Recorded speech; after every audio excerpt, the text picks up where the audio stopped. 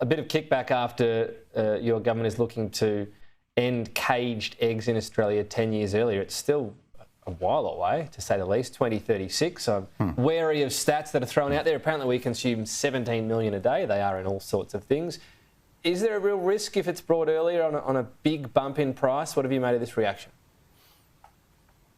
Yeah, I don't think that there is anywhere near the sort of likelihood of these kind of consequences that some industry groups and some politicians are carrying on about.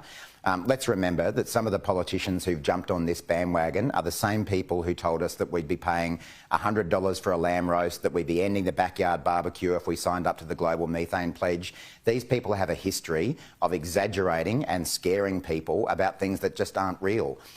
You're right. What ministers here in Perth at the Agriculture Minister meeting tomorrow will be deciding is whether to implement new animal welfare standards for poultry, which wouldn't come in until 2036. I think, while this decision is yet to be made, I think that does provide adequate time for industry to adjust.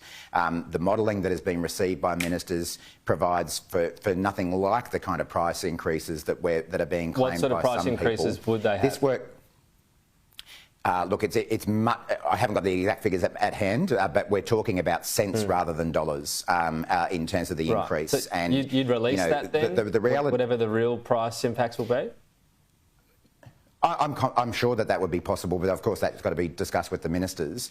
The other thing to bear in mind here is that we're not talking about moving away from caged eggs altogether and entirely to free-range eggs, which again is what some people are claiming. What we're talking about is treating poultry humanely. They can remain in cages, but in a much more humane way.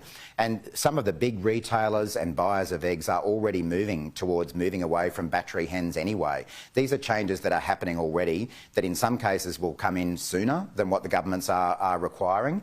And I think that 2036 as the last finish date provides adequate time for industry to adjust with the support of government.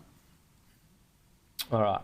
Well, I was going to get your thoughts on Fadden, but you'll be able to offer them on Saturday night, of course, on our coverage. So I'll let you off the hook until then. Murray Watt, thank you.